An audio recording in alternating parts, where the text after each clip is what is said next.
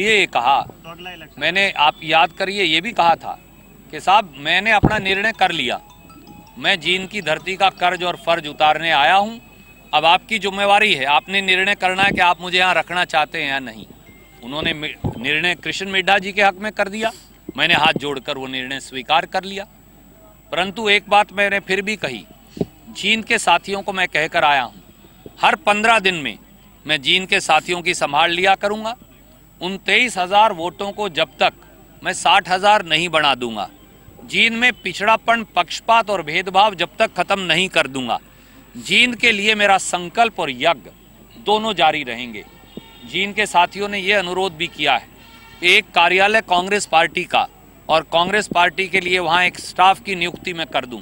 मैंने ये दोनों बातें उनसे स्वीकार की हैं और ये कहा है कि जब मैं नहीं हूँगा तो वो कार्यालय और स्टाफ वहाँ पर होगा जो जींद के साथियों का काम किया करेगा और उनकी आवाज़ हम उठाएंगे। और वो सारे साथी जब चाहें वो कैथल आ सकते हैं, 40 किलोमीटर दूर है, कोई बहुत दूर नहीं है, नरवाना काम करवा कर ले जाते हैं। उसके लिए दरवाजे पूरी ज़िंदगी जब तक मैं जीऊँगा, जींद की धरती का कर्ज और फर्ज में निभाऊंगा, जब तक जींद के पिछड़ेपन का सर फोड़कर जींद में विकास और प्रगति की नैया नहीं बहेगी, गंगोत्री नहीं बहेगी, तब तक मेरा ये संकल्प और वचन दोनों जारी रहेंगे। आप ये रिकॉर्ड कर लीजिए, आज की तारीख और डेट भी नोट कर लीजिए।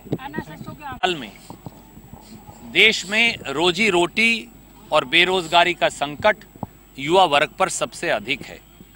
मोदी जी ने कहा था कि वो 2 करोड़ रोजगार हर साल पैदा करेंगे। देश में हर रोज 33,000 नई नौकरी पैदा करने की आवश्यकता है, यानी साल में 1 करोड़ 20 लाख। पर मोदी जी के आंकड़े कहते हैं कि वो केवल 3.5 लाख नई नौकरियां पैदा कर पा रहे हैं। नतीजा ये है कि बेरोजगारी 6.1% पर है, जो 45 साल में सबसे अधिक है। और अगर आप शहरों में 15 से 29 साल के युवा में बेरोजगारी के दर देखें तो ये 19.5% है, जो देश की आज़ादी के बाद नहीं, पिछली 20वीं और 21वीं सदी में सबसे अधिक है। अंग्रेज के समय में भी इतनी बेरोजगारी नहीं हुई। हजारों जो शिक्षित हैं, योग्य हैं, काबिल हैं, लायक हैं, पर रोटी और रोजगार नहीं है। इसलिए, और इसके लिए कौन जिम्मेवार है? इसके लिए कभी नोटबंदी, कभी जीएसटी और मोदी सरकार और खट्टर सरकार के निर्णय जिम्मेवार हैं। 30,000 नौकरियां खट्टर साहब दे पाए हैं 5 वर्ष के अंदर, और वो भी एक ऐसे स्टाफ सिलेक्शन कमीशन के माध्यम से जिसके ऊपर रिश्वतखोरी के आरोप हैं और जिसके बारे में हाईकोर्ट ने कहा कि क्योंकि खट्टर सरकार अपने ही कमीशन के खिलाफ जांच नहीं कर सकती और खट्टर जी ने अपने मित्र भारती जी को 3 साल के लिए और कमीशन का चेयरमैन लगा दिया, जहां भारी धांधली और पैसों से नौकरियां बिकती हैं, तो क्यों ना ये जांच सीबीआई को दे दी जाए। क्या ये खट्टर सरकार के खिलाफ अपने आप में कोर्ट द्वारा दिया बहुत बड़ा फतवा नहीं? धन्यवाद।